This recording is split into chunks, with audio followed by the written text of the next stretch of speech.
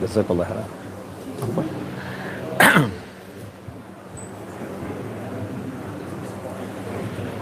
Bismillahirrahmanirrahim. Alhamdulillahirabbil alamin. Allahumma shalli wa sallim ala sayyidina Muhammadin iftahi babi rahmatillah adada ma fi billah salatan wa salaman daimaini bidawami mulkillah wa ala alihi wa sahbihi. Allahumma salli ala sayyidina Muhammadin salatan taftahu biha lana futuhal arifin wa tufaqihuna biha fid din wa ala alihi wa sahbihi. Assalamu alaikum warahmatullahi wabarakatuh. Alhamdulillah, di pagi yang cerah ini, di waktu duha, Allah Ta'ala izinkan kita bersama-sama berdoa, berzikir, baca maulid, cari ilmu untuk mencari kedekatan dengan Allah dan Nabi Muhammad Sallallahu Alaihi Wasallam. Dan Alhamdulillah saya diizinkan sampai sini tepat sesuai jadwal jam 10. Jam setengah 3 tadi saya masih di Solo. Dan saya supir sendiri ya. Jadi kalau wajah tampak lusuh ya dimohon maaf. Walaupun mandi ya tetap lusuh. Lusuhnya wajah itu sebetulnya nggak jadi masalah kalau hatinya cerah. Tapi yang repot nih sekarang wajahnya cerah, hatinya lusuh.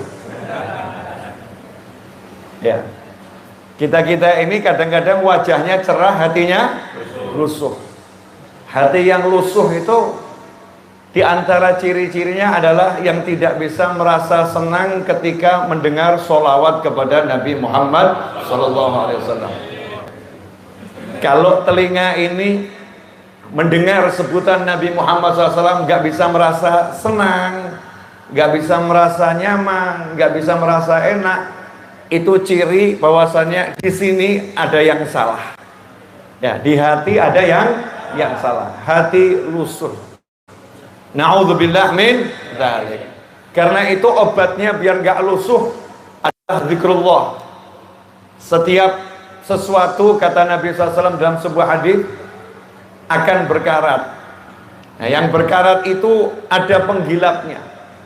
Dan penggilap karat hati adalah zikrullah, berzikir kepada Allah. Salah satu zikrullah yang sangat mujarab untuk menjadikan hati kita bercahaya, hati kita menjadi bening, adalah sholawat kepada Nabi Muhammad Sallallahu Alaihi Wasallam. Hati itu kalau udah bening, indah. Saya mau kasih gambaran begini. Saya nggak tahu juga ya saya mau ngomong apa, karena nggak ada materi yang disiapkan. Larangan dari guru saya. Guru saya melarang saya untuk berpikir kalau mau ngomong. Kalau ada ya diomongkan, kalau nggak ada ya nggak usah ngomong. Yang penting niatnya yang betul dulu, niatnya yang betul. Nah, kebanyakan santri itu susah ngomong karena mikir apa yang mau omongkan. Padahal tiap hari santri itu kan belajar terus, tiap hari belajar. Apa yang dipelajari itu kan sebetulnya nempel di hati. Kalau kita nggak mikir, nanti Allah biar yang ngatur, keluarnya yang mana, keluarnya yang mana. Saya punya cermin. Kalau dalam kasus kali ini, saya lagi live streaming pakai handphone. Handphone saya ini kalau kameranya nggak kotor, dia akan memantulkan wajah saya bening. Jadi kalau wajah saya di layar monitor Anda, pemirsa di rumah, nggak bening, kesalahan ada satu, kamera saya, atau dua, layar monitor Anda, kan begitu. Karena di sini wajah saya baik-baik saja, alhamdulillah. Wajahnya baik-baik saja. Tapi kalau di kamera kok jadi berubah jelek, misal begitu ya. Di layar jadi jelek. kemungkinan besar kesalahan pada layar monitor yang di rumah atau lensa kamera yang kotor. Lah hidup ini jagat raya dipenuhi cahaya Nabi Muhammad SAW. Jagat raya tidak ada satupun makhluk Allah yang tidak tercipta dari cahaya Nabi Muhammad SAW. Qala ya Jabiru inna Allah khalaqa qabla al-asya'i nura nabika Muhammadin sallallahu alaihi wasallam min nurih. Tadi kita baca di Maulid Simtudurar itu disebutkan. Qala ya Jabir, ketika baginda Muhammad sallallahu alaihi wasallam ditanya oleh sahabat Jabir radhiyallahu anhu, ya Rasulullah, apakah yang pertama kali diciptakan oleh Allah Subhanahu wa ta'ala sebelum Allah menciptakan segala sesuatu? Maka dijawab oleh baginda Muhammad sallallahu alaihi wasallam, qala ya Jabir, Rasul bersabda, wahai Jabir, ketahuilah sesungguhnya sebelum Allah menciptakan segala sesuatu, Allah ciptakan cahaya Nabi Muhammad sallallahu alaihi wasallam dari cahayanya Allah Subhanahu wa ta'ala. Dari situ barulah bercabang-cabang diciptakan makhluk-makhluk yang lain dari nurnya Nabi Muhammad SAW. Maka sirrullah fi khalqih, gak ada makhluk Allah yang gak punya keistimewaan. Mu'minan au kafirun, mau mukmin mau kafir, di dalam dirinya ada rahasia Allah Subhanahu wa ta'ala. Yang mukmin penciptanya Allah, yang kafir penciptanya Allah. Dalam dirinya ada rahasia Allah Subhanahu wa ta'ala. Jamadat, gunung-gunung, bebatuan, tanah, udara, awan, semua yang kita lihat, di situ ada rahasia penciptaan Allah Subhanahu wa ta'ala. Kalau hati kita bening, enggak lusuh, maka kita naral ajaib, akan melihat keajaiban yang luar biasa. Kenapa? Karena hatinya bening, cerminnya bening, maka yang dilihat semuanya bagus. Al-Habib Abdullah bin Husain bin Tahir radhiyallahu anhu, guru dari Habib Muhammad bin Husain Al-Habsyi radhiyallahu anhu. Habib Muhammad bin Husain Al-Habsyi adalah ayahanda dari sahibil Maulid Simtudurar, Al-Habib Ali bin Muhammad bin Husain Al-Habsyi. Sekaligus juga ayahanda dari Habib Husain bin Muhammad bin Husain Al-Habsyi, Muftil Haramain. Habib Husain bin Muhammad bin Husain Al-Habsyi merupakan guru daripada Kiai Haji Hashim Asy'ari, Kiai Haji Khalil Al-Bangkalani, dan banyak ulama-ulama di Indonesia yang kita cintai. Guru-guru besar bangsa ini adalah murid Habib Husain bin Muhammad bin Husain Al-Habsyi. Sementara Habib Husain punya ayah Habib Muhammad punya guru Habib Abdullah bin Husain bin Tahir. Habib Abdullah bin Husain bin Tahir pernah mendapatkan ilham ilahi untuk minta satu permintaan apapun diberi oleh Allah Subhanahu wa ta'ala. Mungkin ada orang yang nanya, kok tahu dikasih ilham sama Allah, bukan Nabi, bukan Rasul? Jawabannya adalah, sebelum berkomentar apapun, jadilah ahlul ilm, jadilah orang yang punya ilmu. Kalau enggak punya ilmu, fas'alu ahla dzikri, tanyalah sama ahli zikir. Jangan sama ahli ilmu, tapi ahli zikir. Karena kadang banyak orang itu punya ilmu tapi enggak zikir. Contohnya Google, YouTube tuh ilmunya banyak, Google ilmunya banyak. Makanya kalau nanya jangan sama YouTube, nanya jangan sama Instagram, nanya jangan sama TikTok. Masya Allah, zaman ini masyarakat bertanya di TikTok, bertanya pada YouTube, bertanya kepada Google, bertanya kepada WhatsApp, bertanya pada Facebook, nggak mendatangi ahli zikir, nggak mendatangi al-ulama al-arif billah, nggak mendatangi al-ulama al-amil, nggak mendatangi alim yang amil, nggak mendatangi alim yang khasyik, yang didatangi YouTube dan sejenisnya. Padahal perintahnya Allah Subhanahu wa taala, fas'alu ahla dzikri in kuntum la ta'lamun. Kalau enggak tahu, tanya sama ulama yang zikir, ulama yang khasyik, ulama yang enggak ngurusin orang tapi yang ngurusin dirinya sendiri, ulama yang selalu melihat ke dalam hatinya, ulama yang selalu melihat ke sekujur tubuhnya. Ada enggak yang salah dalam pandangan Allah Subhanahu wa taala? Ulama yang mengamalkan kitabullah was sunnah Nabi Muhammad sallallahu alaihi wasallam. Maka kalau kita pengen ngerti bagaimana Habib Abdullah bin Husain bin Tahir radhiyallahu anhu bisa berkata, aku dapat ilham dari Allah, minta apapun, satu permintaan dikasih. Jawabannya adalah seperti yang Allah wahyukan kepada ibunya Nabi Musa alaihissalam. Ibunya Nabi Musa bukan nabi, nggak ada wanita jadi nabi. Ibunya Nabi Musa bukan rasul, nggak ada wanita jadi rasul. Tapi Allah berkata, fa'auhayna ila ummi Musa, maka kami wahyukan kepada ibunya Nabi Musa. Artinya ibu Nabi Musa dapat ilham di hatinya, dapat nida ilahi, panggilan Allah di hatinya dengan cara yang hanya dipahami Allah Subhanahu wa ta'ala. Ada orang yang nanya bagaimana wujud ilhamnya itu, maka ahli tafsir pun berbeda pendapat. Sebagaimana kalau Allah Musa taklima, Allah berbicara kepada Nabi Musa dengan bicara yang sangat jelas, bicara tanpa suara, bicara tanpa huruf. Maha suci Allah dari menyerupai makhluk, namanya saja bicara. Ada orang nanya sama saya, Habib tolong jelaskan, saya nggak paham. Bicara tanpa rupa, bicara tanpa bahasa. Jawaban saya, ketika engkau tatap kekasihmu dan engkau tajamkan pandanganmu dan engkau tak berkata apa-apa, dia pun paham engkau lagi berkata I love you.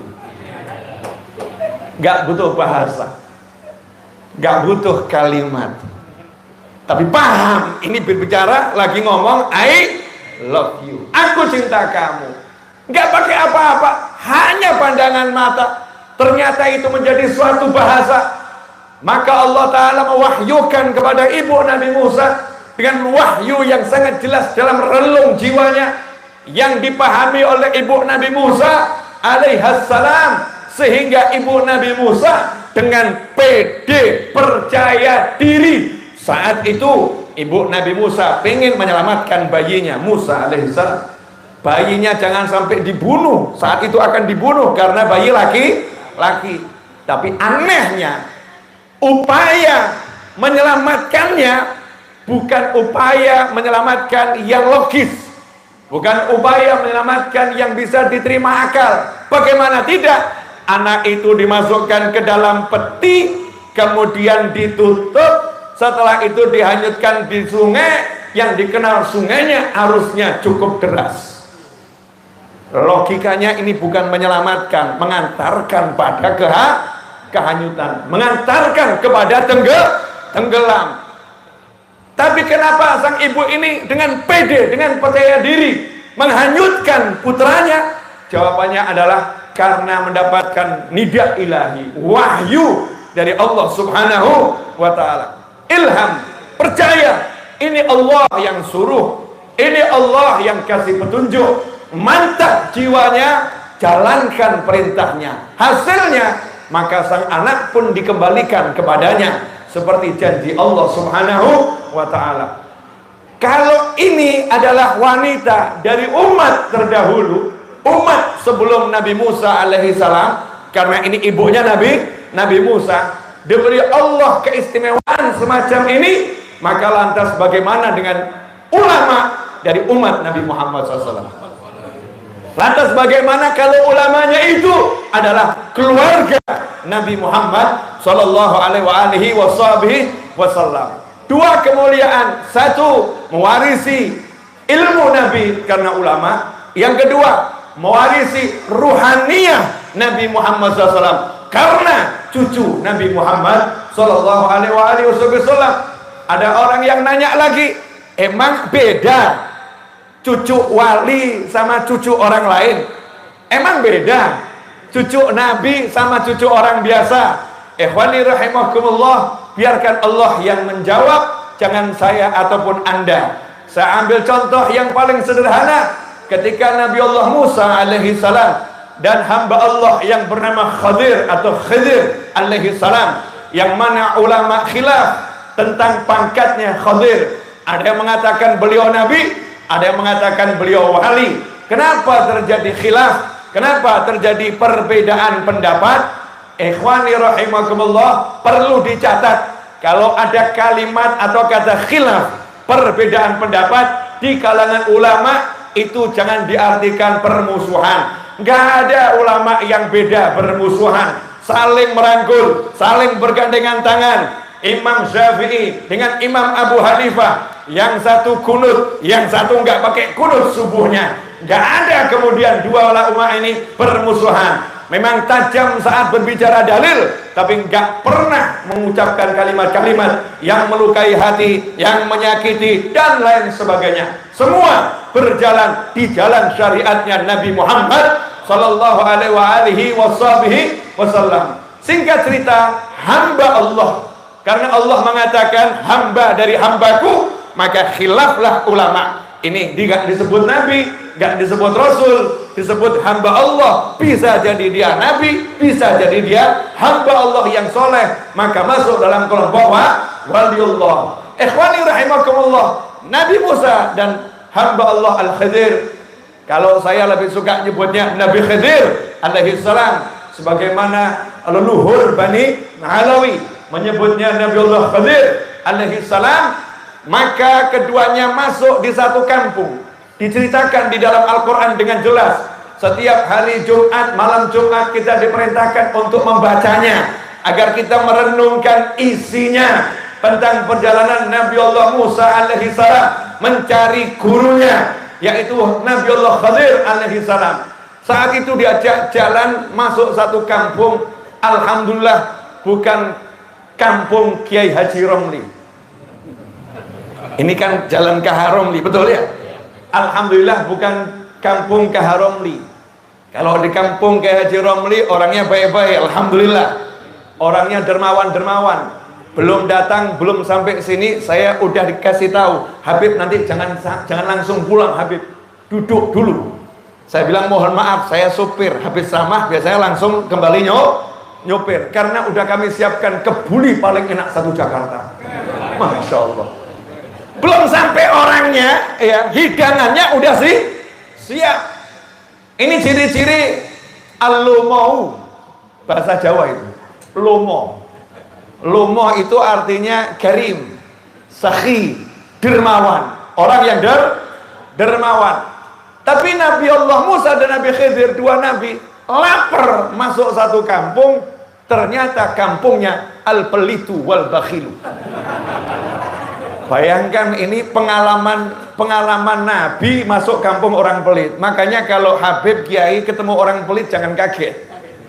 Jangan kagetan, kok pelit-pelit, jangan kagetan. Nabi Musa, Nabi Khidir itu masuk perkampungan orang pelit. Dan kita suruh baca terus kisahnya. Manakibnya beliau berdua ini kita suruh baca. Maulidnya kita suruh baca. Masya Allah, ketuk pintu. Nabi loh ya, Nabi, bukan Habib Novel. Bukan. Artinya ruhaniyahnya Nabi. Kalau ngucap sama Allah langsung jadi, itu Nabi. Tapi syariatnya, apakah Nabi Khidir pamer karomah? Kalau beliau wali, apakah beliau pamer karomah? Kalau beliau Nabi, apakah pamer mukjizat? Nabi Musa alaihissalam, apakah menunjukkan mukjizatnya? Padahal Nabi Musa udah punya pangkat yang luar biasa.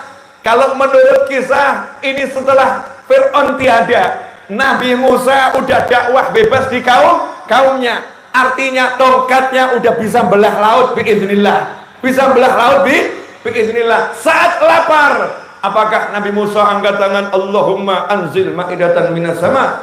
Ya Allah, kirimkan makanan dari langit? Enggak. Apakah Nabi Khidir terlepas entah beliau nabi atau wali angkat tangan, berikan kami makanan ya Allah, pamer kekuatan seperti itu? Tidak. Menjalankan syariat hamba Allah di muka bumi harus menjalankan syariatnya Allah subhanahu wa ta'ala. Kalau lapar ya cari, bergerak. Karena memang gak punya uang, saat itu gak bawa bekal uang, habis bekalnya, maka ya ketuk. Kalau nggak ketuk, nggak minta, nanti mati kelaparan. Haram hukumnya dalam syariat membiarkan diri celaka karena gengsi nggak mau minta. Tapi haram juga dalam syariat menjadikan minta-minta sebagai pekerjaan untuk memuaskan nafsu. Asik juga ya syariat ini. Nah, ini perlu kita sekarang ini jelaskan syariat. Akhir zaman ini banyak orang yang udah lupa syariat, mainnya hakikat semua. Masya Allah, ceramah-ceramah isinya ma'rifatullah, ma'rifatullah. Tanya syarat sahnya sholat apa, nggak tahu. Banyak anak-anak muda ini seakan-akan paham Allah. Ditanya, kamu tahu nggak rukunnya sholat? Nggak tahu. Jadi dia nggak pernah tahu sholatnya batal atau tidak, sholatnya sah atau tidak. Bagaimana bisa kenal Allah yang seperti itu? Syariat dilupakan. Makanya tariqah alawiyah itu ilmunya selalu ilmu syariat dijalankan secara sempurna. Gak pernah berhenti mengajarkan yang namanya syarat sahnya sholat, rukunnya sholat, syarat sahnya wudhu, yang membatalkan wudhu. Habibnya walaupun makomnya kutub, pelajarannya yaitu syarat sahnya sholat, rukunnya sholat. Gak nerangkan ma'rifah kepada khalayak rame. Ma'rifah bukan untuk diterangkan, ma'rifah untuk dirasakan hasil daripada praktek syariatnya Allah Ta'ala. Itu namanya ma'rifah, buah ya, hasil. Mau belajar kok belajar ma'rifah, ya nggak bisa. Ma'rifah bukan dipelajari, tapi itu nanti buah pengamalan syariat. Baru nanti orangnya bisa bermakrifah. Ini syariatnya Nabi loh ya. Karena memang nggak punya, nggak bisa kerja juga saat itu, nggak ada pekerjaan. Kalau nggak segera makan bisa mati. Ketuk pintu, tok tok tok, assalamualaikum kalau kita ya. Kulon nuwun, kata kalau orang Jawa. Permisi, kata orang Indonesia. Bahasa Indonesia, permisi, permisi, kan begitu ya. Keluar yang punya rumah. Mau apa? Minta makan. Nabi dua minta makan, ditolak. Coba kalau masuk ke Haji Romli, ke Haromli, dua nabi. Jangankan kok dua nabi, baru cucu nabi, cucu kiai saja diperlakukan semulia-mulianya. Apalagi Nabi Musa, Nabi Khidir kok masuk jalan kampung ke Haromli. Masya Allah, langsung ditutup satu Jakarta. Iya. Ditutup, kenapa? Biar tidak terjadi kemacetan, biar lancar perjalanan, kan begitu ya. Karena Nabi yang datang ini gak dikasih. Ketok pintu yang lain gak dikasih. Ketok pintu yang lain gak dikasih. Pelit semuanya. Di ujung-ujungnya ada rumah yang mau roboh. Rumah mau roboh. Artinya ini satu kampung orang pelit. Tidak menutup kemungkinan yang punya rumah ini juga orang pelit. Gak menutup kemungkinan, tapi gak dijelaskan di situ ya. Nabi Allah Khidir kemudian ngajak Nabi Musa, yuk rumah ini dibereskan. Lapar, mau mati.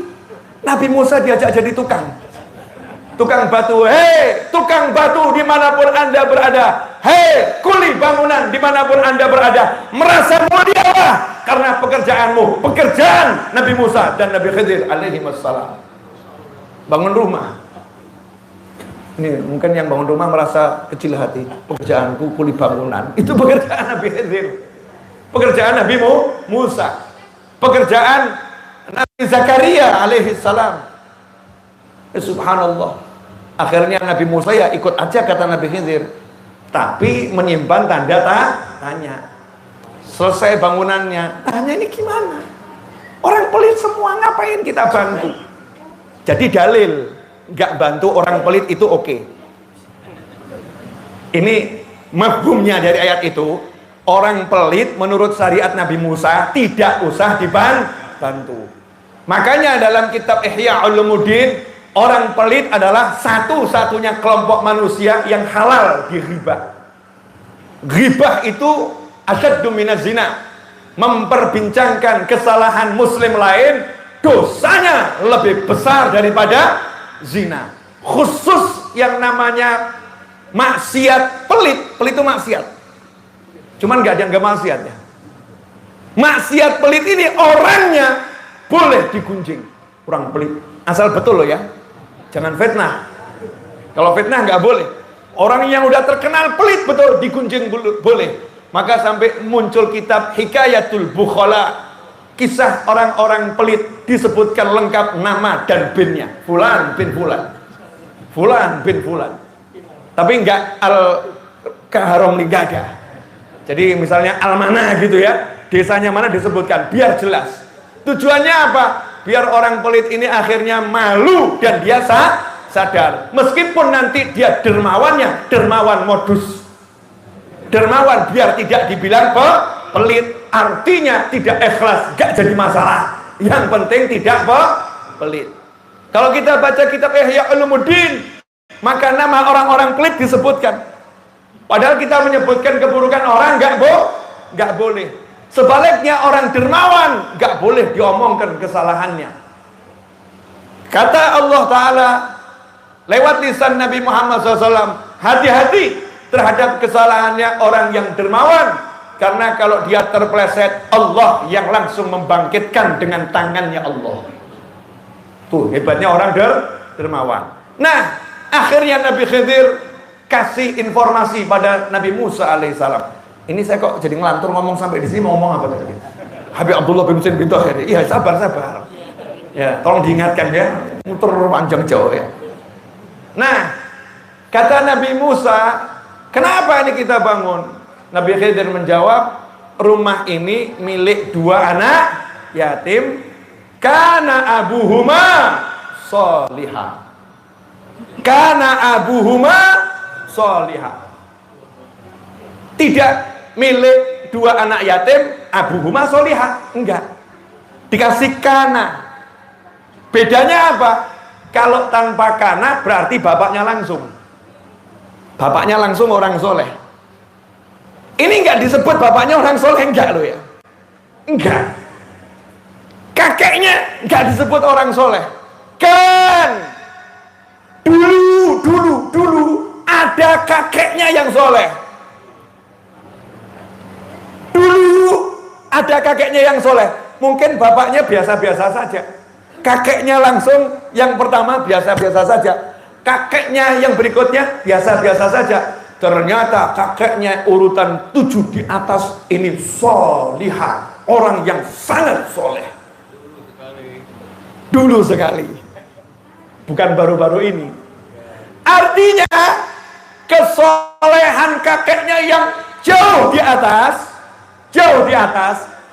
itu manfaatnya bisa sampai cucunya yang jauh di bawah. Sampai Allah kirimkan 2 nabi untuk ngurusin rumahnya. Lah itulah bedanya anaknya orang biasa dengan anaknya orang soleh. Al-Quran yang ngomong, bukan saya. Itulah bedanya cucunya orang biasa dengan cucunya orang soleh. Kalau kita baca Al-Quran, siapa ini orang soleh yang dimaksud? Dia bukan nabi, bukan rasul. Ternyata dia bukan umatnya Nabi Musa, bukan umatnya Nabi Khidir. 7 ke atas. Berarti umat yang terdahulu, orang soleh zaman dahulu. Lah kalau orang soleh zaman dahulu manfaatnya bisa sampai ke cucunya yang hidup di zaman Nabi Musa, lantas bagaimana dengan orang soleh dari umat Nabi Muhammad SAW? Yang mana umatnya Rasul, umat yang baik. Makanya hati-hati terhadap keturunannya orang-orang soleh. Bantu, jangan dilukai leluhurnya, tapi bantu apa yang kita bisa bantu. Itu yang diajarkan Al-Quran, itu yang diajarkan baginda Muhammad sallallahu alaihi wasallam. Ikhwani rahimakumullah. Sebentar, saya berusaha nyambungkan dulu biar nggak bingung semuanya ya. Kenapa saya ambil kisah tadi? Karena pengen ngasih tahu kalau orang soleh itu nggak sama dengan orang lain. Saya pengen ngasih tahu kalau cucunya orang soleh nggak sama dengan cucunya orang biasa. Berarti kalau kita pengen anak cucu kita nggak biasa, kita harus jadi orang soleh.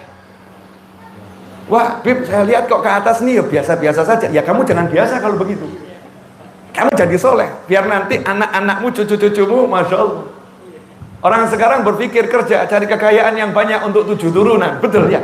Gak ada kalimat, saya mau cari duit banyak untuk 100 turunan. Gak ada ya? Mesti angka 7 itu. Pusing 7 keliling. Kalau pusing 7 keliling. Puyer bintang 7. Bintang 9. NU bintang 9 tuh. Kalau puyer bintang tuh 7. Anak soleh turunan yang ke-7 dapat kekayaan 7 keturunan. Lah kenapa kita nggak bilang saya pengen jadi orang soleh, nanti anak keturunan saya nggak usah amal banyak-banyak, amal saya udah cukup. Loh, mesti nanya lagi, emang bapak itu amalnya bisa nutup amal anak? Wah, ini kalau dijelaskan lagi pulangnya sore ini. Anda kan baru datang, betul kan? Baru datang. Saya kan sudah dari jam 2:30. Saya nggak punya tujuan lain soalnya, betul kan ya? Jadi yang paling awal datang adalah saya. Cuman jasadnya ketinggalan. Ruhnya sudah dari awal. Itu di Al-Quran dikatakan walladzina amanu, dan orang-orang yang beriman dan anak cucunya mengikuti dengan keimanan yang sama, maka kami tidak akan mengurangi derajat orang tuanya. Anak cucunya ini akan alhaqna bihim, kami akan susulkan ke derajat leluhurnya tanpa mengambil jatah kemuliaan leluhurnya. Yang bilang Allah, bukan saya. Yang bilang Allah, itu Al-Quran. Makanya anak cucu orang soleh itu jangan disamakan dengan anak cucu orang lain. Karena itu kalau ada orang bilang, ya bedanya apa sih kita dengan dia? Ya nggak usah dijawab, itu namanya orang nggak punya ilmu. Tapi kalau orang nanya, baru dijawab. Tidak setiap komentar harus dibalas komentar. Nah kita ini sekarang hidup bernegara ini, saya heran kok. Kadang-kadang bukan ulama dikomentari ulama. Ya, bukan ulama dikomentari ulama. Ulama mengomentari bukan ulama. Salah kaprah. Contoh misalnya, ada tukang bangunan salah baca Al-Quran. Wajar atau enggak wajar? Wajar. Ada ulama besar nggak bisa baca Al-Quran. Wajar atau enggak wajar? Nggak wajar. Jadi kalau ada ulama besar nggak bisa baca Al-Quran, baru kita berkomentar. Kalau ada tukang bangunan nggak bisa baca Al-Quran, jangan dikomentari, tapi diajari. Al-Habib Ali bin Muhammad bin Husain Al-Habsyi radhiyallahu anhu, Thariqah Alawiyah itu the best. Thariqah yang lain juga the best. Oh, karena saya ini Alawiyin ya, saya bangga dengan Thariqah Alawiyah, Thariqahnya leluhur saya. Habib Ali bin Muhammad bin Husain Al-Habsyi radhiyallahu anhu mendengar di suatu desa di Hadramut ada satu kepala suku yang kekuatannya luar biasa. Dia mengajarkan sholat, mengajarkan baca Al-Quran kepada satu desa dan desa-desa yang lain. Padahal bacaan Al-Qurannya salahnya luar biasa. Apakah Habib Ali sebagai tokoh masyarakat marah, kemudian mencemooh, mencaci, memaki? Bukan itu ajaran Nabi Muhammad SAW. Aku bukan diutus untuk mencaci, bukan diutus untuk memaki, bukan diutus untuk berteriak-teriak lagu sahabat, bukan seperti orang-orang di pasar yang jual kainnya beli, nggak seperti itu Nabi Muhammad SAW. Apa yang terjadi? Habib Ali ngajak salah satu muridnya, yuk kita pergi ke desa sana, sampaikan kalau Ali Habsyi mau belajar baca Al-Fatihah sama kepala sukunya seperti warga-warga yang lain. Masya Allah. Nah, kepala sukunya juga kenal siapa Ali Habsyi, siapa Habib Ali Habsyi. Senang kedatangan Habib Ali Habsyi, tokohnya para habaib mau datang ke desa saya, disambut luar biasa. Begitu ketemu Habib Ali bilang, saya pengen belajar sama kamu, saya ini udah berguru ke sana ke sini, masa ada guru besar di negara saya nggak saya datengin, saya mau belajar sama kamu bil makna hakata. Oh ya, kepala sukunya tadi paham. Wah, salah Habib, saya yang harus belajar. Habib ini guru besar, saya bangga kalau jadi muridnya Habib. Ya gini dulu, saya belajar dulu dari kamu, nanti kamu baru belajar dari saya. Deal. Maka kepala sukunya mulai baca surat Al-Fatihah. Dari awal sampai akhir nggak ada yang benar. Apakah Habib Ali Habsyi ketawa? Gitu? Enggak. Apakah kemudian mencemooh? Enggak. Apakah mencibir? Enggak. Apakah kemudian merendahkan? Tidak. Habib Ali mengatakan, bacaan Al-Fatihahmu the best yang pernah saya dengar.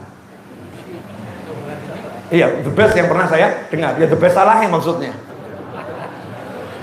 Salahnya paling best ya. Paling salah gitu. Habib bisa aja. Kalau kamu pengen jadi the best lagi, ya, ini kamu ulangi sekali lagi, insya Allah jadi the best lagi. Gimana Habib? Kan janjinya Habib mau ngajarin saya. Ya udah, kamu aja yang baca, nanti saya tirukan. Dibalik sama Habib Ali Habsyi, dibaca Bismillahirrahmanirrahim. Bagus.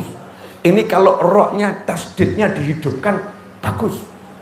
Ditirukan lagi Bismillahirrahmanirrahim. Nah itu nanti himnya panjang dan rohim jangan, him panjang. Sekali duduk kepala suku tadi khatam Al-Fatihah, langsung berguru pada Habib Ali Habsyi. Langsung. Sekali datang membereskan sholatnya, Fatihahnya. Akhirnya apa? Seluruh pedalaman di Hadramut belajar kepada kepala suku tadi yang merupakan muridnya Habib Ali Habsyi, sehingga kepala suku ini menjadi wasilah benarnya sholat sekian banyak desa. Keren. Nah, ini sekarang udah zaman YouTube titik-titik komentar, titik-titik komentar. Kok jadi perempuan yang nggak beres semua ya? Perempuan yang nggak beres itu kan hidupnya mengomentari orang lain. Suaminya aja dikomentarin, apalagi orang lain yang nggak beres loh ya. Beda kalau yang solihah. Makanya man kana yu'minu billahi wal yawmil akhir falyaqul khairan aw liyasmut. Siapa beriman kepada Allah dan hari akhir, hendaknya dia berkata yang baik atau diam. Lanjut. Ini kok sampai ke sana apa tadi? Habib Abdullah bin Husain bin Thohir. Enggak, kok sampai di situ tadi? Oh ya, cucu. Cucunya orang soleh nggak sama dengan cucunya orang lain. Tapi kalau ada orang yang komentar tadi di situ ya, ada orang yang mengatakan, oh Habib sama Kiai sama saja, cucunya Kiai, cucunya Habib sama saja. Bedanya apa dengan cucu saya? Nggak usah terlalu mendewa-dewakan Habib sama Kiai. Yang penting itu amaliyahnya, yang penting ilmunya. Kalimat ini tampaknya benar, tapi ini ada kebatilan di dalamnya. Kenapa? Ingin merendahkan keturunan orang soleh, dan itu perbuatan yang salah. Bagaimana sikap kita? Jangan dikomentari, diamkan saja, karena membuang energi pada hal-hal yang gak manfaat. Min husni islamil mar'i tarkuhu ma la ya'ni. Itu ajaran Nabi Muhammad SAW. Tapi kalau ada orang nanya, bedanya apa? Keturunan Habib, keturunan Kiai, dan keturunan orang biasa? Jawabannya, suruh lihat channel YouTube Habib Novel Al-Idrus.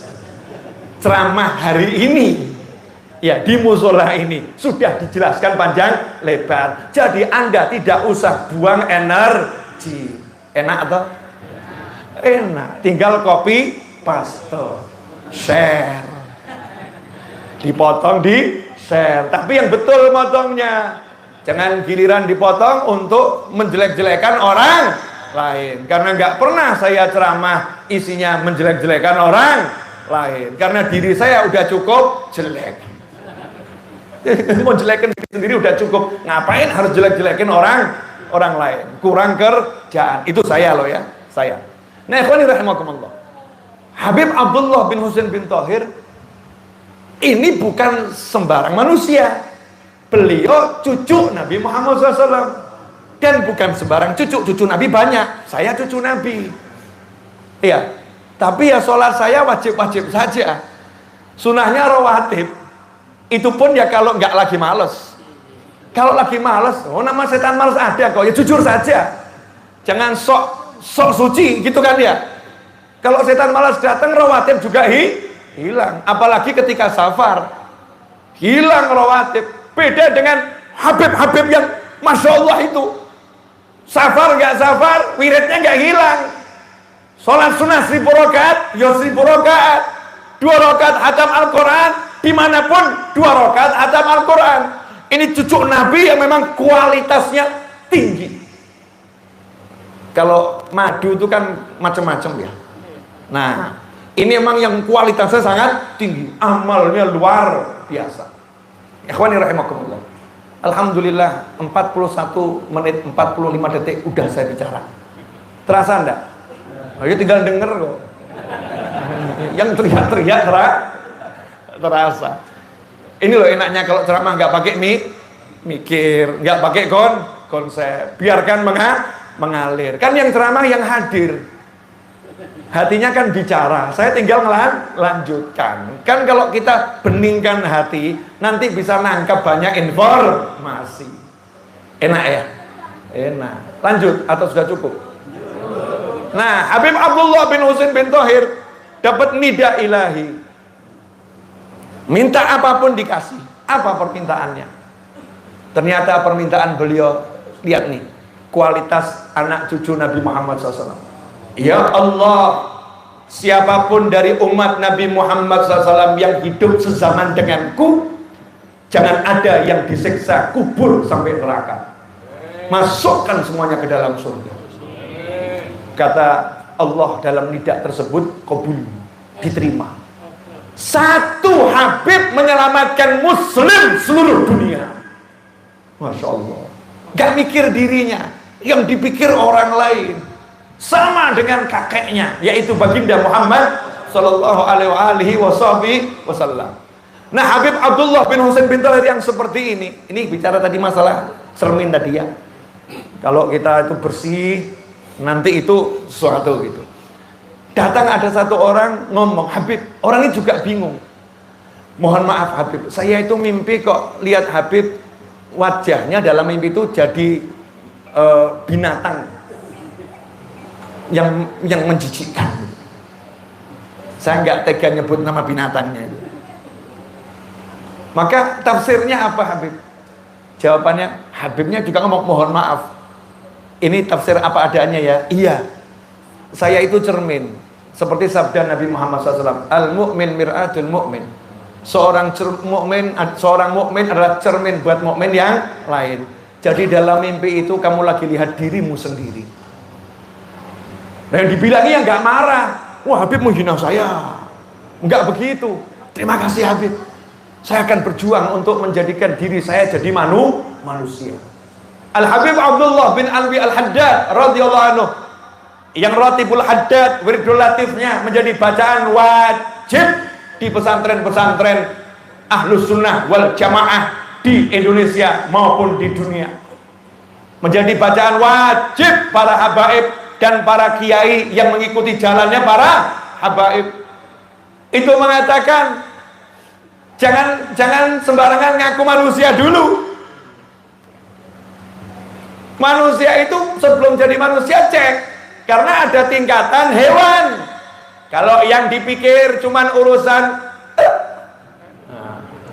ya, sama urusan yang itu tuh ya, ngomong nggak enak, banyak anak di bawah umur, paham kan ya? Kalian dipikir cuma urusan makan dan yang begitu, maka itu makomnya bukan makom manusia, masih makom hewani. Hewani. Tapi hewan itu keren, makan tahu kapan berhenti, menggauli pasangannya tahu kapan berhenti, itu hewan.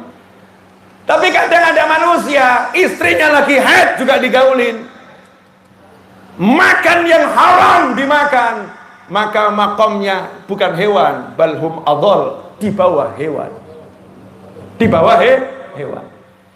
Kalau udah bisa makan dan bisa melakukan hubungan dengan pasangan sesuai syariat, makan ketika lapar, berhenti sebelum kenyang, atau sepertiga untuk makan, sepertiga untuk minum, sepertiga untuk nafas, melakukan hubungan hanya dengan yang halal, baru itu namanya manusia. Kalau sudah bisa luqaimatun yuqimna biha sulbah, makannya hanya beberapa suap untuk menegakkan tulang punggungnya, hanya untuk menyambung nyawa, seperti Imam Malik radhiyallahu anhu, yang beliau itu makannya hanya ketika berbuka secuil kurma, secuil bukan sebutir, secuil kurma, dan minumnya ketika sahur seteguk bukan segelas, seteguk air. Ke toiletnya 14 hari sekali, seperti termaktub dalam berbagai riwayat. Makanya Imam Malik tidak pernah buang hajat di Madinah. Kalau mau buang hajat, keluar dulu dari kota Madinah, karena ke toiletnya 14 hari sekali. Nah itu bukan manusia, itu kelasnya malaika. Kelasnya malaika. Kalau udah kelas malaikat ini dijalani dengan ilmu amal soleh, zikir, maka kelasnya afdol minal malaika. Nah, kita ini kelas yang mana kira-kira? Udah, tidak usah nyari kelasnya orang lain, cek kelasnya masing-masing.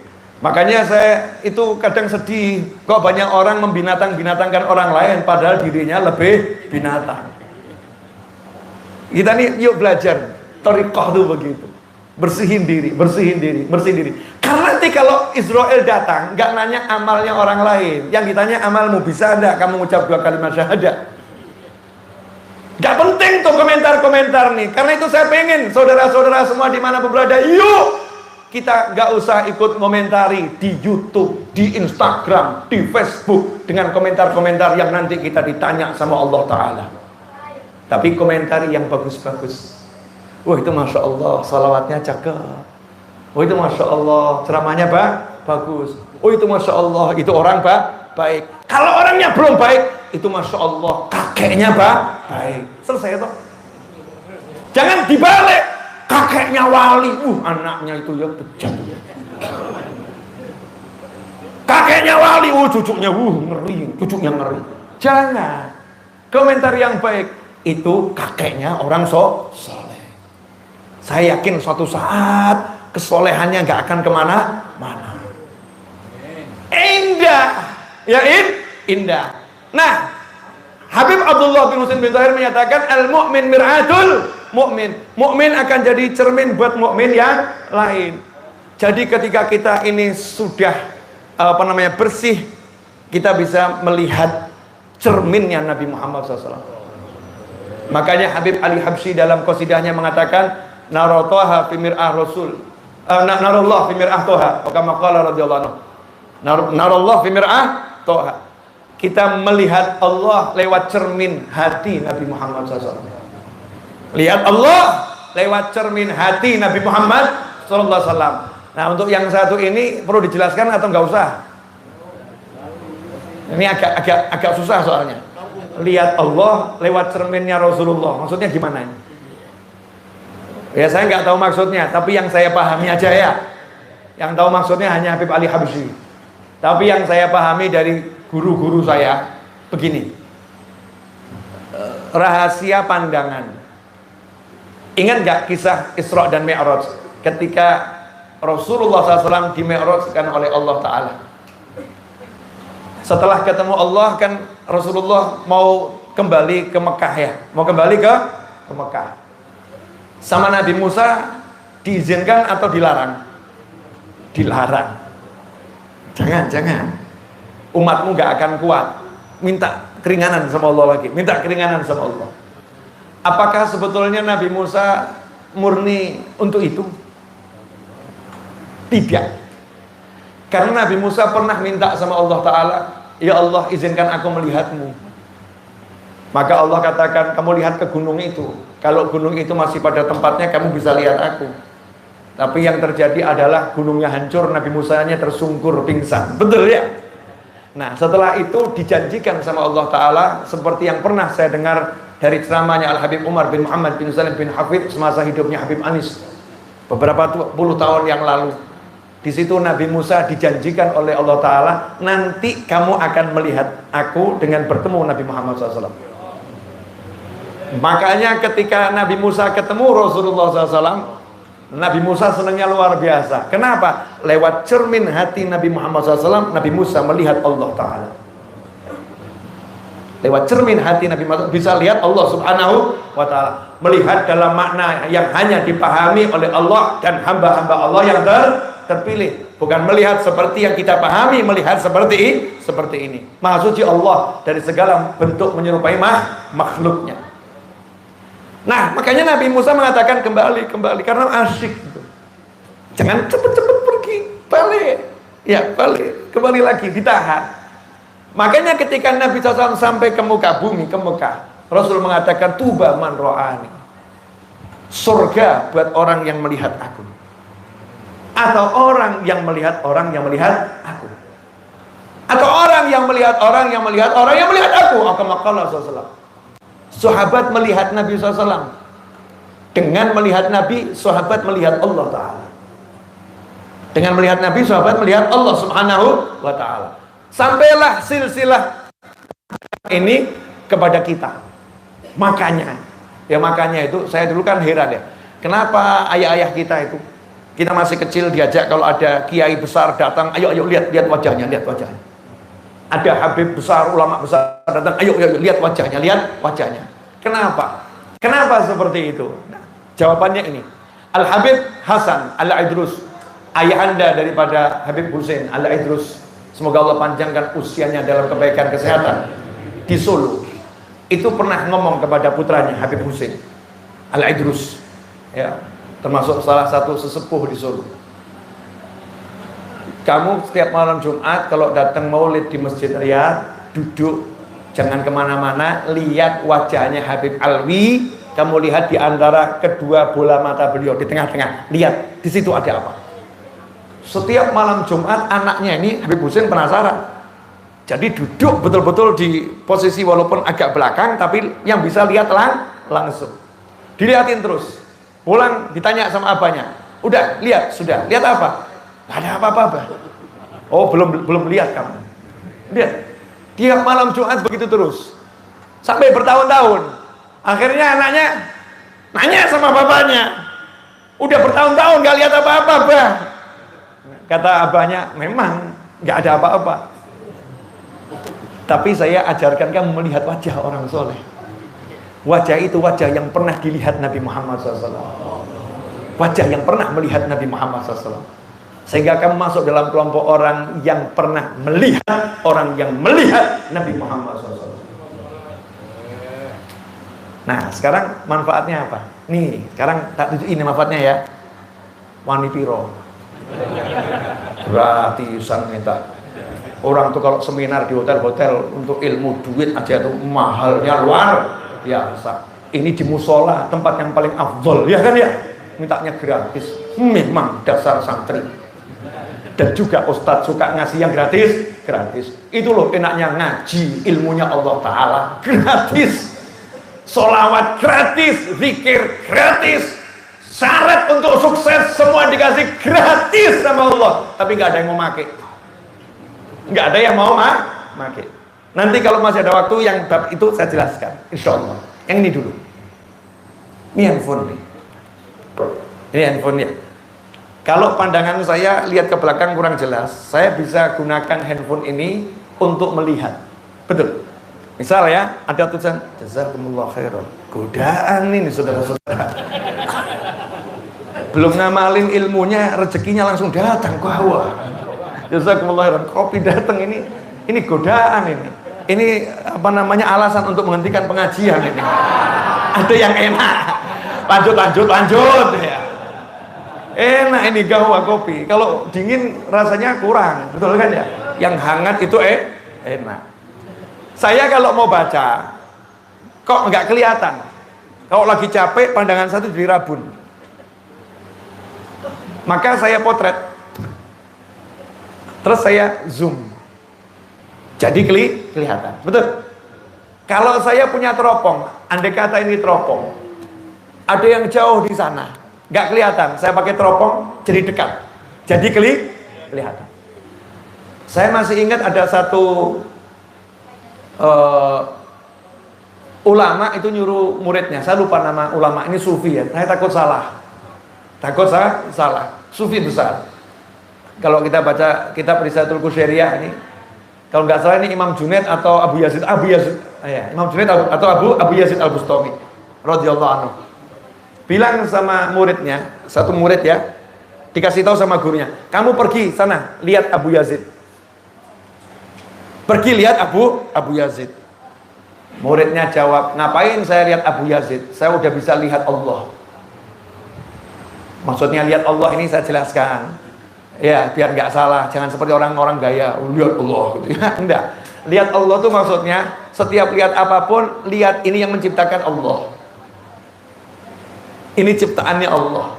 Allah yang menciptakan, Allah yang membuat. Sehingga lihat apapun kagum sama Allahnya. Seperti misalnya ya, orang lihat satu produk, ya satu produk. Oh, ini made in ini nih. Ini made in ini made in ini. Jadi yang kelihatan tuh yang buat, bukan buatannya. Sehingga semuanya dihargai. Karena lihat penciptanya, ciptaannya dihargai. Lah katanya sufi ini, muridnya tadi ya, saya udah bisa lihat Allah, ngapain lihat Abu Yazid? Maka saat itulah sang guru mengatakan pada muridnya, kamu lihat Abu Yazid sekali, melihat Allah lewat hati Abu Yazid itu lebih jernih daripada melihat Allah lewat hatimu. Kan lihat pakai hati ya. Nah kalau hatimu masih begitu, tapi kalau pinjam teropongnya Abu Yazid jadi kuat. Nah kalau kita mau lihat benda yang jauh butuh teropong, maka kalau kita pengen bisa merasakan nikmatnya ibadah, nikmatnya macam-macam, pakai teropongnya ulama, teropongnya guru, pinjem hatinya. Pinjem hatinya. Maka dengan kita duduk sama ulama, duduk sama orang soleh, kok aneh ya? Beda dengan duduk sendiri. Waktu duduk sendiri ini, saya kok baca sholawat biasa-biasa saja ya. Tapi kalau duduk sama kiai yang satu itu, kok langsung hati saya bisa ingat Nabi Muhammad SAW. Jawabannya adalah iya, hatimu lagi pinjem teropongnya hatinya Pak Yai. Kalau lagi duduk sama Habib itu, saya baca sholawat, kok langsung bisa terbayang ke zaman Nabi Muhammad SAW. Iya, kamu lagi baca sholawat, pinjem hatinya sang Habib. Karena kualitas hatimu belum mampu meneropong terlampau jauh. Nah itulah pentingnya kita suruh duduk begini. Saya kalau tadi di mobil nggak bisa ceramah seperti ini, tapi saya di sini bisa ceramah seperti ini. Kenapa? Ini banyak habaib, banyak kiai yang hatinya bersih. Jadi saya cuma numpang lewat, permisi, pinjam. Kan enak. Kita nggak punya bisa pinjam yang lain, nggak punya bisa pakai yang lain. Makanya disuruh kita melihat orang soleh.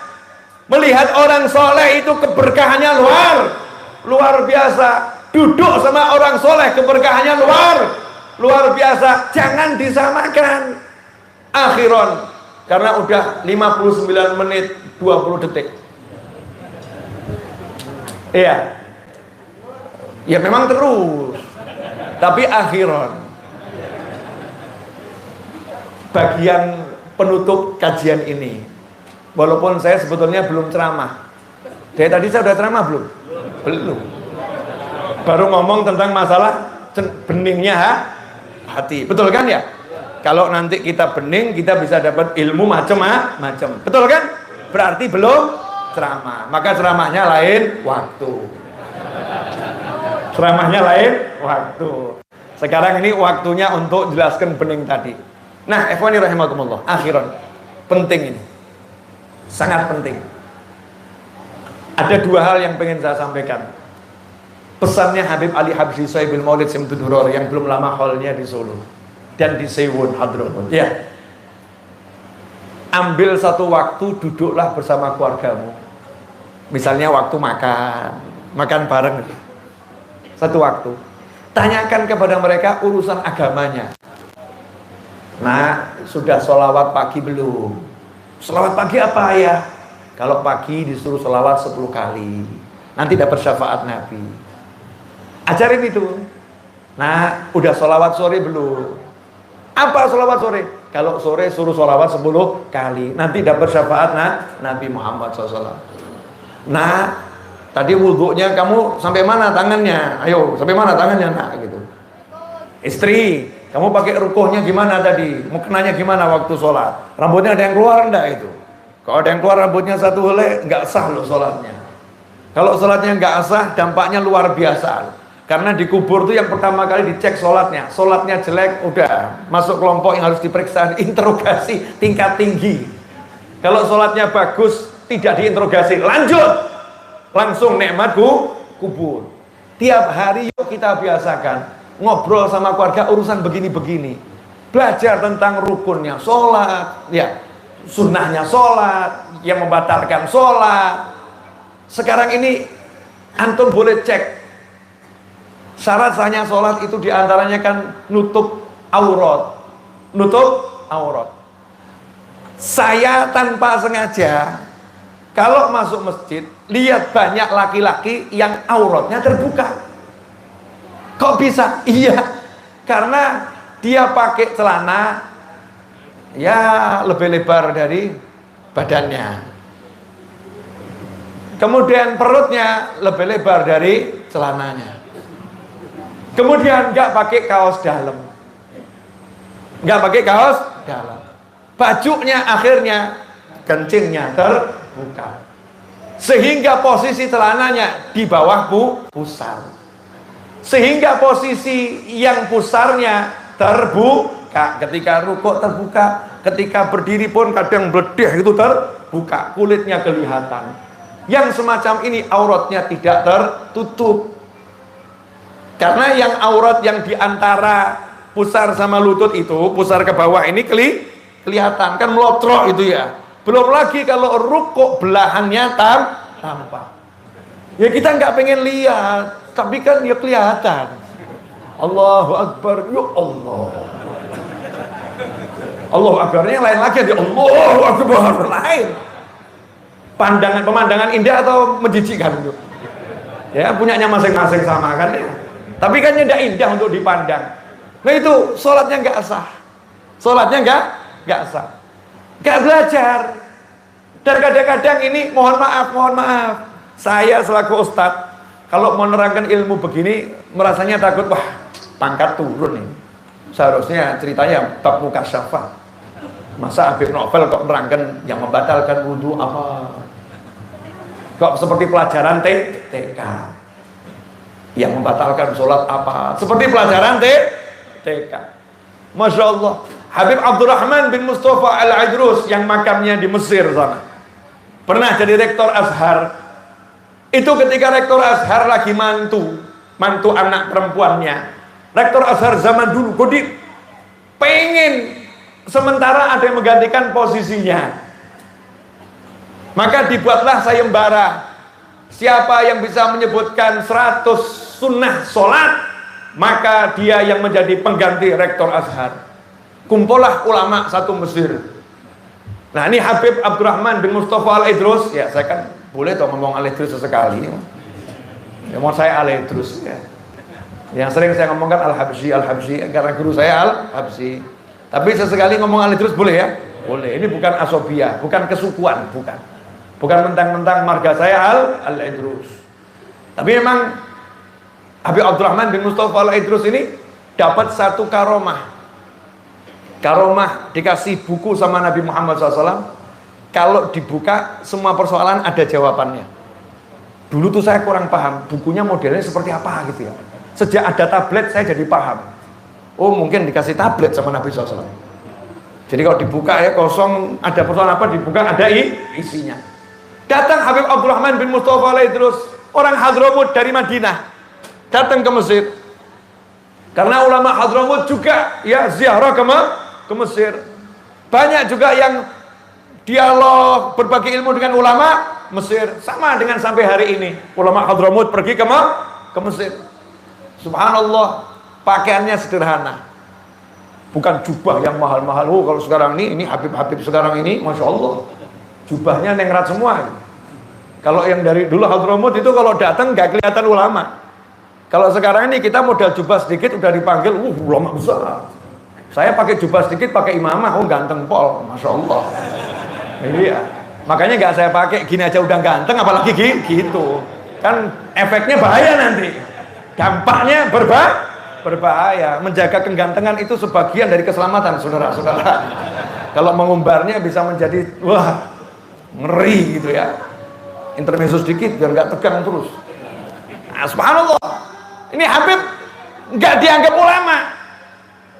Cek ini. Kalimatnya nggak dianggap ulama. Kenapa? Pakaiannya biasa-biasa saja. Itulah thariqah alawiyah. Rusumuhum mahwur rusum. Begitu dikatakan oleh para habaib terdahulu. Thariqah alawiyah itu bentuknya nggak mau kelihatan punya bentuk. Dimanapun bisa. Tapi tetap pakaiannya sunnah Nabi Muhammad SAW. Ya paling sarungan. Ya kalau sholat pakai imamah. Nggak sholat ya biasa. Di pasar ya jualan. Antum kalau ketemu Habib Anis ketika di pasar nggak percaya kalau itu Habib Anis. Pakai kopiahnya nggak putih di pasar. Ya pakai kopiah coklat. Nggak mau pakai kopiah hitam karena tanda Syiah. Hitam tuh tandanya Syiah dulu. Sekarang yang Syiah nggak Syiah ya pakainya hitam. Bukan peci loh ya, bukan peci, kopiah. Makanya saya nggak pernah pakai kopiah hitam karena tanda Syiah. Man tasabbaha biqaumin fahuwa minhum. Yang mau saya jadi Syiah biar jadi Syiah. Tapi aku nggak mau jadi Syiah karena leluhurku tidak ada yang Syiah. Selesai. Paham ya? Nggak usah dikomentari. Capek ngomentari yang nggak perlu dikomentari. Boleh dilanjut. Ini pandangan gak enak semua kenapa? Nah, pakai kopiah coklat atau hijau Habib Anis. Keluar kemana-mana, waktu itu ya Habib Anis pakai celana panjang. Kalau di masjid beda, di pengajian beda, di mall Habib Anis pakai celana panjang. Orang-orang heran, Habib Anis Al-Habsyi Solo ini di mall pakai celana panjang. Sehingga Cina-Cina di Solo itu mengatakan saya kagum sama ulama Solo satu ini. Kenapa? Pakaiannya sederhana, nggak berubah, yaitu pakaiannya. Pakaiannya yaitu saja. Sampai ketika Habib Anis meninggal ini, beberapa pedagang Cina itu ikut menyolatkan jenazah beliau. Padahal bukan muslim, hadir. Jadi dia ikut-ikut. Ta'zim katanya, menghormati. Ini orang besar gitu. Masya Allah. Nah, setelah istrinya Habib Anis meninggal, Habib Anis kemana-mana pakai sarung. Kemana-mana pakai sarung. Mau ke mall pakai sarung, tapi kopiahnya nggak putih. Kopiahnya coklat atau hijau tua, biasanya begitu. Hijau tua yang sering dipakai. Ditanya sama orang, Habib sekarang kok ke mallnya nggak pakai celana panjang? Jawabannya, lah saya pakai celana panjang buat siapa? Kalau dulu saya pakai celana panjang untuk menyenangkan istri saya.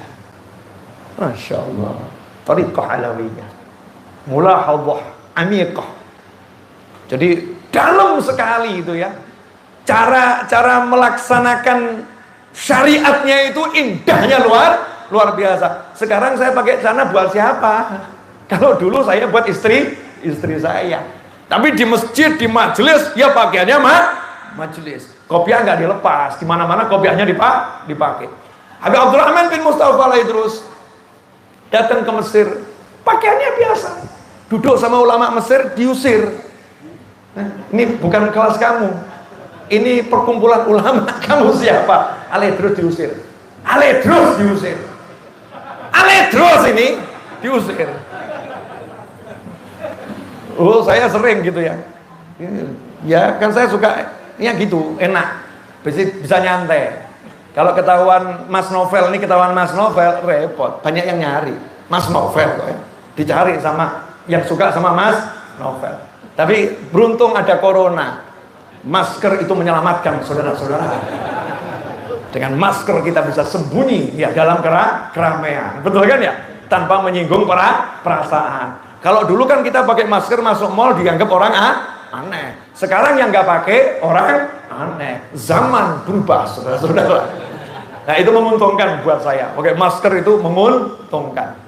Subhanallah. Kata Habibnya, saya mau ikut sayembara. Kan sayembaranya nggak terbatas siapapun. Yang penting bisa jawab. Iya.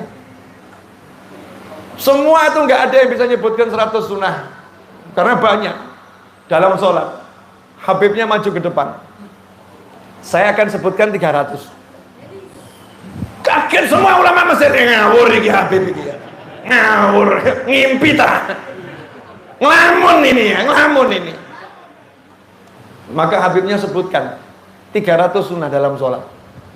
Sambil nanya, mau ditambah lagi tak? Mau ditambah lagi? Artinya disebutkan dalilnya, bukan cuman sunnahnya begini, sunnah begini, qala Rasulullah SAW, sunnah begini, qala Rasulullah SAW. Disebutkan semua. Belum.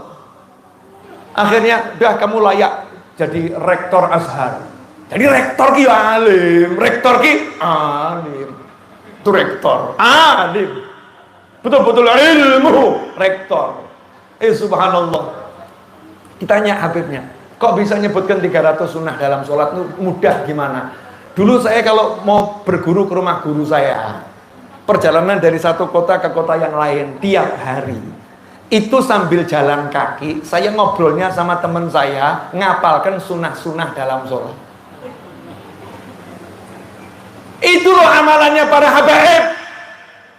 Ngapalin sunnah-sunnah sholat, ngapalin rukun-rukun sholat, ngapalin rukun-rukunnya amal-amal itu, mengajarkan yang seperti itu. Masyarakatnya sekarang awam, butuhnya ilmu, jangan dikasih yang lain. Butuhnya jannah, jangan dikasih yang lain. Butuhnya paham sholat, jangan dikasih yang lain. Masyarakat sekarang banyak tenggelam hal-hal yang gak penting. Yang terpenting diabaikan. Yang terpenting diabaikan. Makanya saya ngajak nih, mumpung banyak teman-teman saya ini, Masya Allah, mulai sekarang ngajarkan lagi itu ya, yang membatalkan wudhu. Sekarang kan banyak sentuhan sama istri gak apa-apa, gak batal wudhunya. Indonesia ini kan mazhabnya Syafi'i, mayoritas. Ini sekarang orang bilang sentuhan kulit suami istri tidak batal. Padahal kalau mazhab Syafi'i sentuhan suami istri kulit batal. Ya ada pendapat dalam mazhab Syafi'i yang nyentuh yang batal, yang disentuh enggak batal. Ada pendapat, tapi yang kuat kan tetap batal. Nah sekarang kalau kita jelaskan begitu, ada yang ngomong, masa sih Ustaz? Istrinya sendiri. Istrinya sendiri. Saya jawab, kalau sama ibumu nggak batal, makanya sama mertuamu kamu nggak batal, karena mertuamu adalah ibumu. Walaupun kamu udah pisah dengan pasanganmu, dengan mertuamu selalu mertua, tidak pernah batal. Tapi kenapa dengan suami atau istri batal? Karena sifat hubungannya sementara, bisa putus sewaktu-waktu. Itulah bedanya orang tua dan pasangan hidup. Masuk akal. Jadi zaman sekarang itu yang penting bisa masukkan akal. Kalau bisa masuk akal diterima, ya untungnya ya akal kita kan ya cuma segini, jadi gampang. Masukkan akal itu mudah. Jelas semuanya? Apa? Batal. Bukan itu maksudnya, belajarlah wudhu, belajarlah sholat. Jangan gengsi ngajari wudhu, ngajari sholat. Sekarang yang diomongkan bung. Padahal habaib lihat itu Risalatul Jami'ah, kunci ilmunya para habaib, isinya ilmu apa? Habib Ahmad bin Zain itu kan ulama besar, ngarang bukunya tipis. Ilmunya yaitu dari dulu tuh ilmu ke surga yaitu, gak ada ilmu yang lain. Ikhwani rahimakumullah, akhiran thumma akhiran. Kopi dulu. Solo jauh. Kalau ceramahnya agak panjang ya dimaklumi, gitu ya. Solo jauh. Alhamdulillah. Boleh saya minum sendiri? Saya wakili ya. Ya, mudah-mudahan Anda bisa merasakan kopi lewat lidah saya. Loh, ini dikira saya guyon. Nanti saya ceritakan dalilnya. Lu semua ini nggak ada. Kalau ngomong nggak baik saya nggak akan ngomong. Ditanya sama Allah Ta'ala. Masya Allah, alhamdulillah. Nah, jazakallah khairan. Alhamdulillah. Baik, kalau kopi diminum tanda berakhir.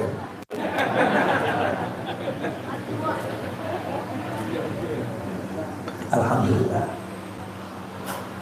Ini dulu nanti bacalah kisah, tidak sekarang ya.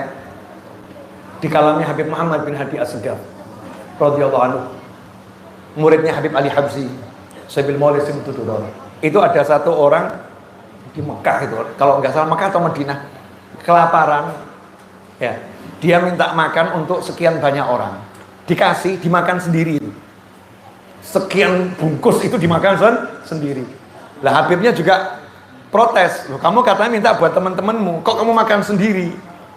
Jawabannya, kalau saya bawa ke tempat teman-teman saya sekarang, keburu mati mereka semua, Habib, karena udah sangat kelaparan. Jadi saya mewakili mereka, saya yang makan. Habibnya ya rada ngomong aneh betul. Maksudmu apa gitu kan ya? Ojo aneh gitu. Maksudmu apa? Kami sudah bersaudara di jalan Allah. Nahnu ruhani halalna badana. Kami dua ruh tapi tinggal di satu jasad. Ini banyak ruh di jasad saya nih, ruhnya teman-teman saya. Oh nggak percaya saya, butuh dalil, bukti. Maka orang tadi pergi ke Padang Sahara, ya, ngajak teman-temannya ke tempatnya Habibnya tadi. Betul enggak gitu? Betul, kamu tadi kenyang? Iya kenyang. Dia yang makan, kamu kenyang? Iya. Oh jangan ngawur, ini komplotan ini. Ini satu geng. Ya udah, Habib saya mau buktikan. Maka satu orang itu menjulurkan lengannya, kemudian menyayatnya dengan pisau. Keluar darahnya. Ketujuh atau berapa orang lain, saya lupa jumlahnya ya. 7 orang yang lain itu buka lengannya tanpa disayat. Semuanya di posisi yang sama, keluar darah. Itu yang namanya sudah ruh dalam satu jasad. Saya belum ketemu suami istri yang model begini, belum. Secinta-cintamu kan gak seperti ini, betul kan ya? Mangan-mangan dewe, turu-turu dewe. Beda kelas ya, beda kelas. Ini kelasnya orang-orang soleh. Jadi yang saya pengen, ya ulama-ulama besar tuh yang diajarkan di majelisnya, yaitu sesekali beliau itu ketika menjelaskan satu ilmu fikih tiba-tiba masuk dalam ilmu yang luar biasa. Karena lewat pintunya, maka dikasih buahnya. Lewat pintunya dikasih buahnya. Nah, sekarang enggak, pada malas belajar yang seperti itu. Nah yang kedua, ini mudah-mudahan manfaat ya, mudah-mudahan manfaat. Pesan dari saya, sederhana tapi mudah untuk diamalkan. Dan ini pesan dari Habib Ali bin Ja'far Al-Idrus Batu Pahat Malaysia ke saya. Waktu saya ziarah ke Malaysia, ke Habib Ali bin Ja'far Al-Idrus Batu Pahat semasa hidup beliau. Habib Ali bin Ja'far ini wali besar, asal Indonesia. Asal Indonesia. Tapi ditugaskan sama Allah untuk tinggal di Malaysia. Beliau ngomong sama saya, Noval, sampaikan ke orang-orang. Sampaikan ke orang-orang. Saya ketemu cuma sekali, tapi puas. Kurang lebih 2 jam. Kurang lebih 2 jam. Dari ba'dal maghrib sampai jam 9 malam lebih itu. Kata beliau, sampaikan ke orang-orang, jangan dikira banyaknya bencana di sana dan di sini karena banyaknya orang yang maksiat yang seperti dipandang orang-orang mabuk, orang judi dan lain sebagainya itu. Betul, mabuk, judi itu kemaksiatan yang bisa mendatangkan bencana. Betul. Tapi bukan karena itu bencana-bencana besar ini sekarang terjadi. Ayo. Mau tahu enggak bencana itu karena apa? Yang ngomong wali loh, bukan saya. Tahu enggak karena apa? Kata beliau, karena di zaman ini hampir di setiap rumah ada anak yang durhaka kepada orang tua. Sementara durhaka kepada orang tua, kemaksiatan yang dosanya luar biasa, melebihi kemaksiatan yang lain. Dulu kata beliau, anak-anak nggak ada yang berani memandang wajah orang tua ketika berbicara, selalu menundukkan. Orang Jawa di Solo itu kalau ngomong sama orang tuanya dulu, kalau kita lihat di pewayangan tuh ya, itu duduknya saja seperti duduknya santri pada kiai, betul kan ya? Kepalanya nunduk. Kemudian selesai bicara, jalannya mundur. Anak sama orang tua dulu begitu. Sekarang udah lain. Anak berani ngomong, ya, orang tuanya di bawah, anaknya di kursi, berani. Gimana Pak? Iya gitu Pak. Ini sudah durhaka. Ada lagi yang diomongin orang tuanya, melototin orang tuanya. Mau apa? Agak butuh kamu. Aku bisa hidup sendiri. Siapa kamu? Ada lagi yang dipanggil sama ibunya pulang sekolah. Nak, langsung luyur begitu saja masuk rumah. La salam wala kalam. Gak mengucapkan salam, gak permisi sama orang tuanya, langsung masuk kamar, pintu dibanting, dikunci, dipanggil, pura-pura gak dengar. Durhakanya luar biasa. Ini kata Habib Ali bin Ja'far Al-Idrus Batu Pahat Malaysia, penyebab bencana di mana-mana adalah anak durhaka yang ada di setiap rumah. Ya mungkin kita ini pelakunya ya, gak sadar. Makanya yuk kita rubah ini, kita jadi anak-anak yang soleh, yang bisa nyenengkan orang tua. Mulai cium tangan orang tua, cium kening orang tua, doakan habis sholat, Rabbighfirli wali walidayya warhamhuma kama rabbayani shaghira. Kadang-kadang ijazah pesugihan dibaca semua, wirid sugih. Saya tuh ngasih zikir sama orang dikasih judul macam-macam tuh. Zikir sugih Habib Novel, masya Allah. Oh, saya nggak ngurus, yang penting diamalkan, terserah yang ngasih judul. Dibaca ya Hanan, ya Mannan, ya Fattah, ya Razak, ya Ghani, ya Mughni. Doa lunas hutang Nabi. Allahumma kfini bi halalika an haramika wa aghnini bi fadlika aman siwa. Semua dibaca, tapi sumbernya semua pesugihan nggak dibaca. Rabbighfirli wali walidayya warhamhuma kama rabbayani shaghira. Nabi bersabda dalam sebuah hadis, Allah tidak akan menghentikan rezeki dari seorang hamba selama hamba itu mau mendoakan orang tuanya. Selesai. Jadi enak. Doakan orang tua, hormati orang tua, bahagia hidupmu dunia sampai jannah. Nah, udah kopi sudah diminum, akhirannya udah 2 kali, berarti sudah betul-betul terakhir, dan sudah 1 jam 22 menit, dan ini udah jam setengah 12 kurang 5 menit. Saya undur diri pemirsa dimanapun Anda berada. Para habaib, para kiai, para ulama, para guru, para masyayikh, jazakumullah khairan atas kebersamaannya. Dan untuk panitia saya minta maaf, saya nggak ikut makan kebulinya, saya udah nikmatin kopinya. Udah nikmatin kopinya, saya syarat sunnahnya udah saya ikutin. Saya mau melanjutkan istirahat saudara-saudara, karena saya nyopir dari Solo sampai Jakarta, belum lagi kemarin seharian saya ngurus majelis, terima tamu dan ngajar. Saya itu nggak bisa pergi-pergi karena di rumah saya banyak tamu. Saya bilang sama tamunya, jam 2 malam, jam 12 malam saya harus pergi ke Jakarta. Tamu saya bilang jam 2, Habib, jam 2. Disumpahin saya, jam 2, Habib, jam 2. Ternyata betul tamu saya, jam 2 itu baru bisa mulai bergerak. Dan pada prakteknya setengah 3 baru jalan. Tapi alhamdulillah saya ilmunya ojo mikir, yang penting jalan. Alhamdulillah GPS salah ngitung. Menurut GPS sampai sini jam 10 lewat 15 menit. Saya tadi suruhan admin untuk ngasih tahu, nyampe kurang lebih 10-15 menit. Ternyata GPS-nya masuk Jakarta berubah, saudara-saudara. Nah, itulah namanya barokah. Meskipun kecepatan saya nggak terlampau tinggi, tapi juga nggak rendah. Yang sedang-sedang saja menurut ilmu malaikat. Terima kasih. Walafuminkum, tadi sudah doanya Simtuduror dan doa yang lain sudah cukup. Saya cuman doanya satu saja, wabillahi taufiq wal hidayah. Wa sallallahu ala sayyidina Muhammadin wa alihi wasallam. Walhamdulillahi rabbil alamin. Wassalamualaikum warahmatullahi wabarakatuh.